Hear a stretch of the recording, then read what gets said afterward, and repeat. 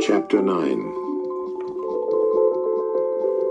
Fernando Gonzales was a dreamer.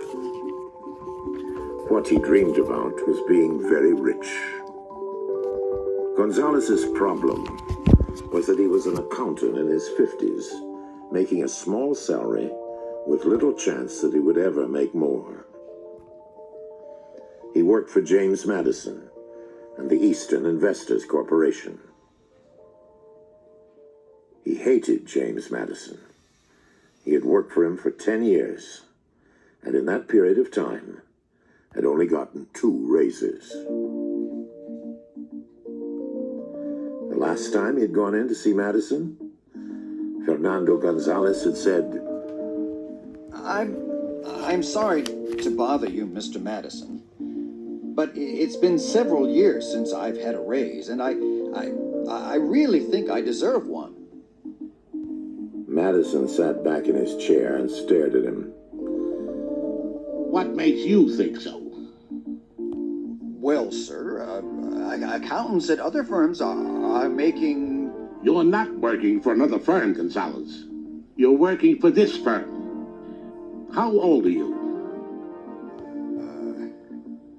56, sir. You're only 4 years from retirement age. Who do you think would hire you if I fired you? Gonzales's eyes opened wide with fear. Fire me? That's right. You're not indispensable around here. Nobody is. You're not happy, you can quit. Fernando Gonzales was almost trembling. I didn't say I wasn't happy, Mr. Madison. Then stop complaining. I don't want to hear any more nonsense about raises. Do you understand? Yes, sir. Now get back to work. You're not paid to sit around talking. No, sir.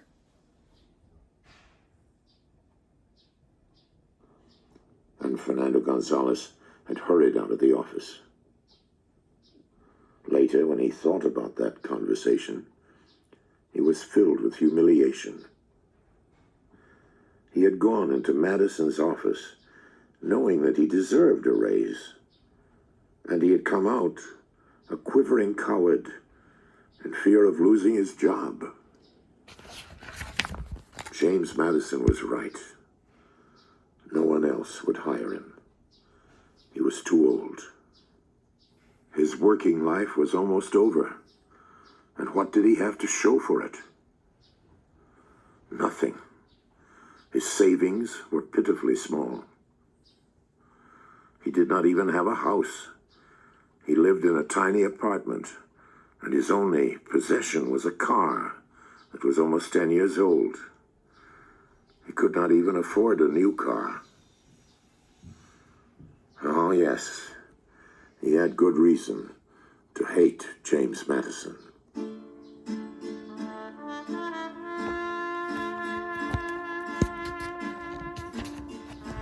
In the beginning, Fernando Gonzales had thought that James Madison treated him badly because Gonzales was a Mexican. But he soon learned that Madison treated everyone badly. It did not, however, make Fernando Gonzales feel any better about it. He came from a proud race, and Madison's insults cut deeply.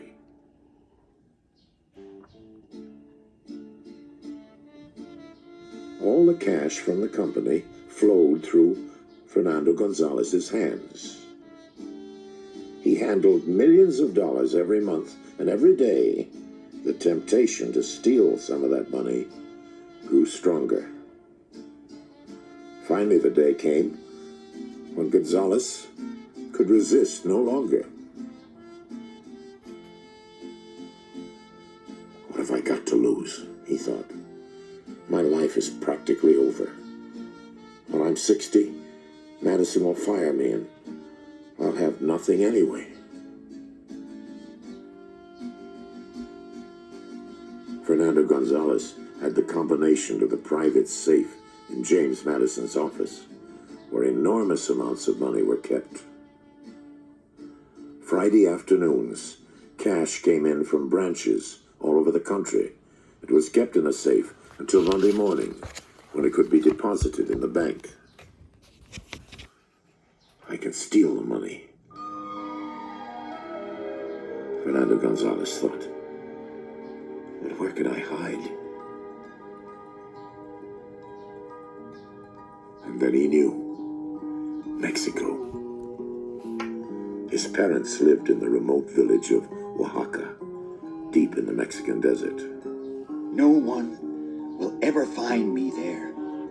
It's off the beaten track. Visitors never go there.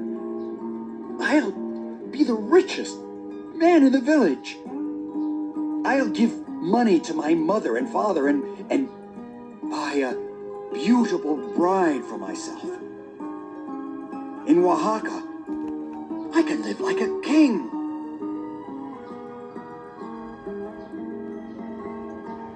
The more Gonzales thought about the idea, the more excited he became. He had not visited his hometown since he was 15 years old. Every month he sent his parents small amounts of money, but now he would be able to do something big. He could prove to everybody back home what an important man he was.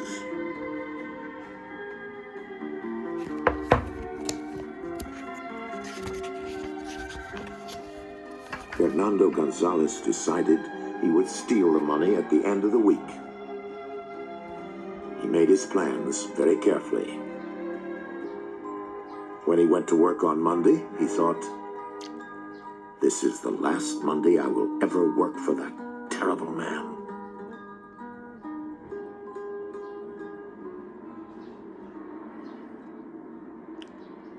He was having trouble with his car, and the mechanic said to him, If I were you, I'd have a new transmission put in.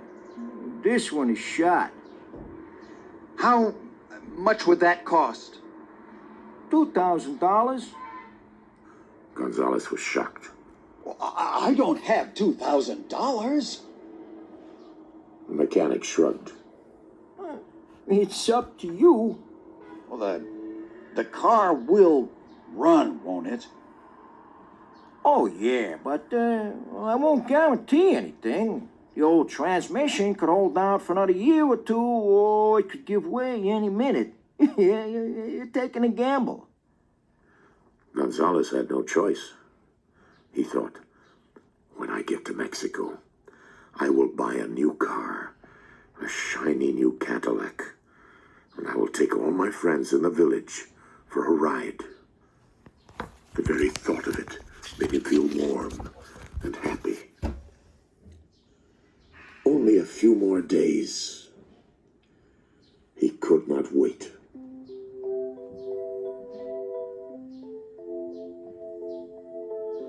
The days seemed to pass slowly. Tuesday took forever, and the rest of the week took even longer. But Friday finally came. Working at this place had been hell, but it was going to be worth it. For the rest of his life, he was going to live like a millionaire.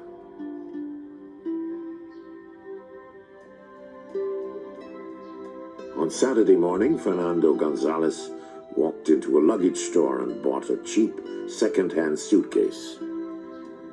He brought it back to his small apartment. He already had a suitcase, but that one was for his clothes. The suitcase he had just bought was for something more important.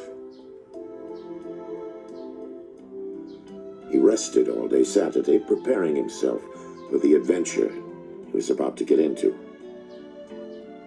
He did not think of what he was about to do as stealing. "I'm not stealing," he told himself. "I'm being paid off for a debt. They owe it to me." It was his recompense for all the years of humiliation he had endured at the hands of his employer.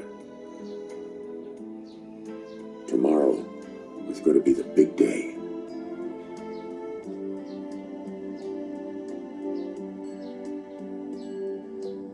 In the late afternoon, he took his car to a filling station and had it filled with gas. It seemed to be running fine.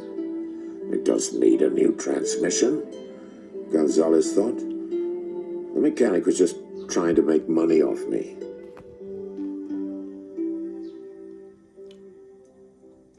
Early Sunday morning, Gonzales packed his old suitcase with his clothes and put it in the trunk of his car, along with a new suitcase.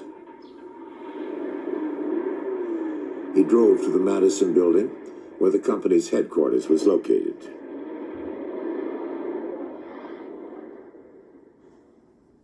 He took the empty suitcase out of the trunk and carried it to the front door. The door was locked, as he had known it would be. He knocked on the glass door, and a uniformed guard appeared. When he saw who it was, he opened the door. Good morning, Mr. Gonzales. What are you doing here on Sunday? Fernando Gonzales smiled and said, I'm on my way to the mountains for a vacation, but I remembered that I had to finish up a report. He looked down at the suitcase. I'm taking my clothes inside because I don't want them to be stolen from the car.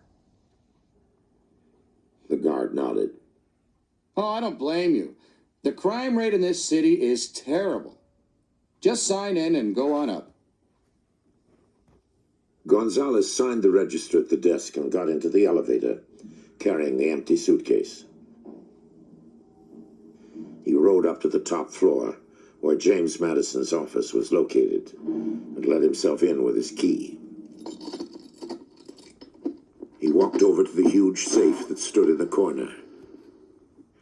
He knelt down in front of it and slowly twirled the knob.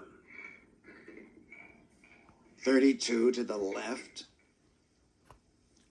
4 to the right. 7 to the left. 19 to the right. He turned the handle and pulled the safe open. The inside of the safe was crammed with cash and negotiable bonds. Bonds that could be turned into money just by taking them to a bank. Fernando Gonzales knelt there for a long time, dazzled by all that wealth. It's all mine. He said in awe. It's all mine. Using both hands, he began pulling the money out of the safe, placing it into the suitcase in neat piles. It took almost 15 minutes before the suitcase was filled. And when Gonzales closed it and locked it, the suitcase was so heavy that he could hardly lift it. It was a fortune beyond anyone's wildest dreams. Live like a king, he could live like 10 kings. James Madison would go crazy when he came in Monday morning and found the safe empty. The thought of it gave Fernando Gonzales extra pleasure. Perhaps it would even give Madison a heart attack. What a joy that would be.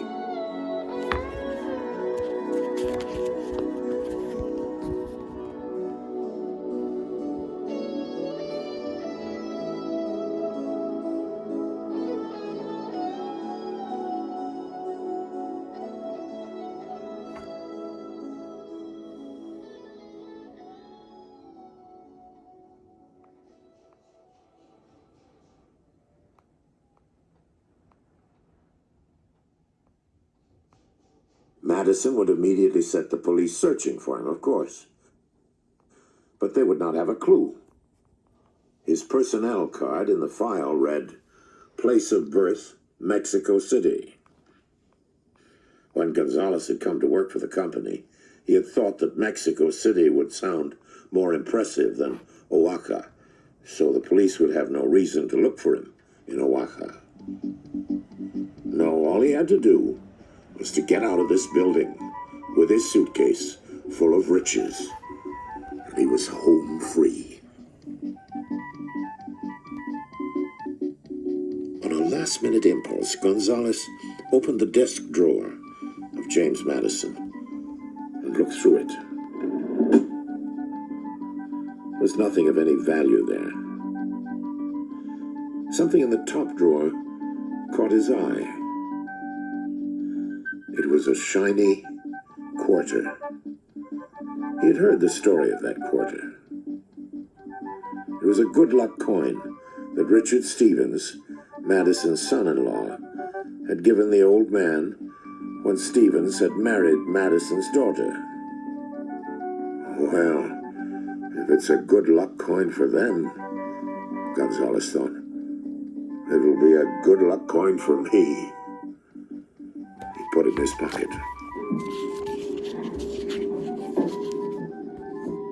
He lifted the heavy suitcase, took it to the elevator, pressed the down button. A few moments later, he was on the ground floor. Finished already, Mr. Gonzales? Yes, Now you can enjoy your vacation, huh? that's right. Where are you headed? Up north. I'm going to do a little fishing. Well, have a good time. The guard unlocked the front door for him. Gonzales picked up the suitcase and walked to his car. Can I help you with that? No, I'm fine.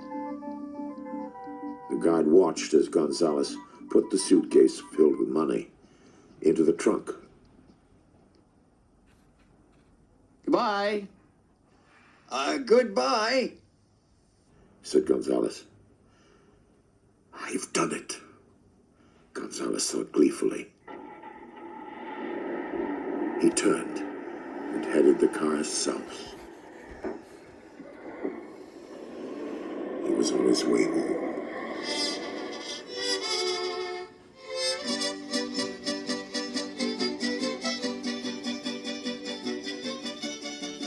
When Fernando Gonzales reached the border at El Paso, he crossed into Mexico without any trouble.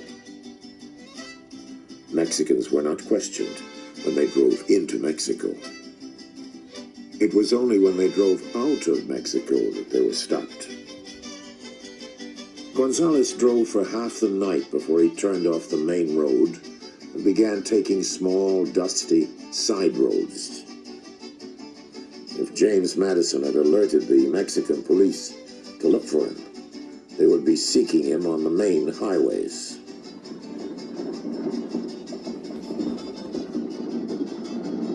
Every mile he drove brought him closer to his village. A few more hours and I'll be there, he thought. He could see the expressions on the faces of his family and friends as he opened the suitcase and threw the money up into the air. Where did you get all the money? They would ask him. I invested my savings, he would tell them. And the pretty young senoritas would look at him and say admiringly, what a clever man you are, Fernando Gonzales. Yes, indeed he was.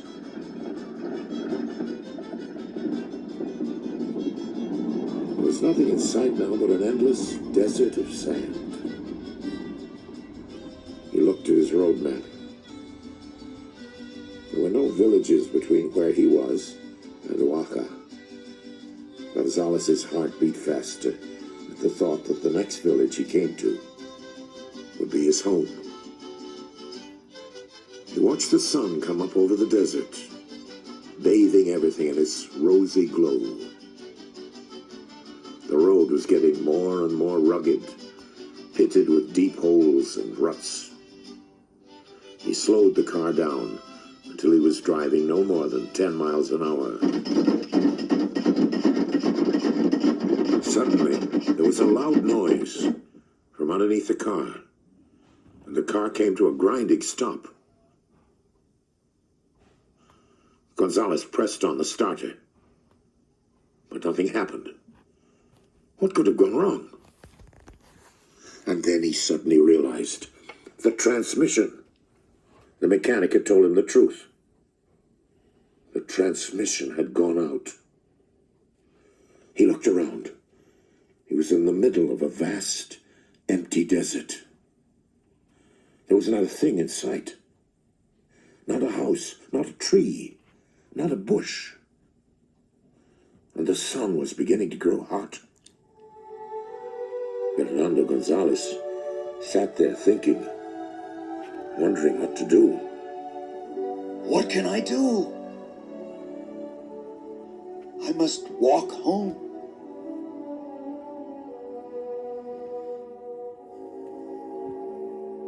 He took the heavy suitcase out of the trunk and began carrying it in the direction of Oaxaca. He walked along, stumbling through the sand, clutching tightly to the handle of the suitcase. After 30 minutes, he was soaked with perspiration. He took off his jacket and tie and dropped them in the sand and walked on. The sun was becoming unbearable, a giant red ball in the sky that was burning him up. The suitcase seemed to weigh a ton. He could no longer lift it. He began dragging it through the sand. I can make it to Oaxaca, he thought. I've got to make it. He dragged himself through the hot desert, hanging onto the suitcase for dear life. He felt feverish and hot, and the sun was blinding him.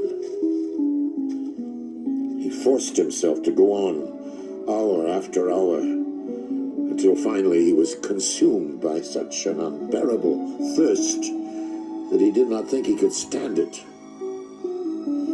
He tried to speak aloud, but his mouth was dry. No sound would come out. I can't die here in the desert, Gonzales thought. I'm too rich. And so he kept walking, dreaming about being home in Oaxaca, drinking from a cool fountain.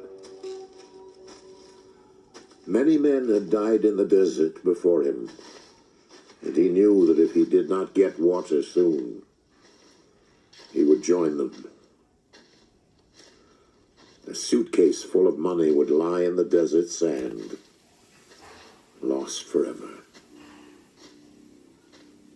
And then suddenly, as he lifted his eyes, Gonzales saw a building in the distance, its shape flickering in the heat waves. It doesn't fool me, Gonzales thought. It's not really there. It's a mirage, a trick of the light. He kept walking, dragging the suitcase along, and the closer he got to the apparition, the more real it appeared. He was only 40 yards from it when he realized it was a gas station. It's real, he thought. It's there.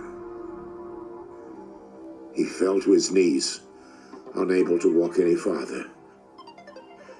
His whole body was dry and burnt from the relentless sun. He began to crawl on his hands and knees through the hot desert sand. Gas and oil, a sign said. There was a pump in front of the building. Help! Gonzales yelled. But no sound came out. With his last bit of strength, he managed to crawl up to the building. There was a sign on the door. He could barely read it through his half-blind eyes. It read, "Closed." He turned his head. On the right was a small shed. To the left was a machine of some kind. He squinted his eyes and looked harder. It was a soft drink machine. Gonzales could not believe his good luck. He crawled to the machine and pulled himself up. There, behind the thick glass case, were bottles of soft drinks. He was saved. A sign read, 25 cents. You remember the good luck quarter he had taken from James Madison's desk. Did he still have it? He reached in his pants pocket, and there it was. He was going to make it now. Oaxaca was only 10 miles away. A cool drink would revive him, give him strength to go on. He was so weak that he had to hold on to the machine to stand up. He raised his hand to put the quarter in the slot, and the coin slipped from his hand into the sand. He stood there, disbelievingly. He pounded on the glass with his fists, but his efforts were feeble. He fell to his knees, searching in the sand for the quarter. He could not find it. He started digging furiously. The coin had disappeared. Oh, God, no, he thought. I have a suitcase filled with money, but without that quarter, I'm going to die. He kept digging until he had no more strength left. He lowered his head to the burning sand and thought, I'll just rest here for a little while. And then he remembered nothing more.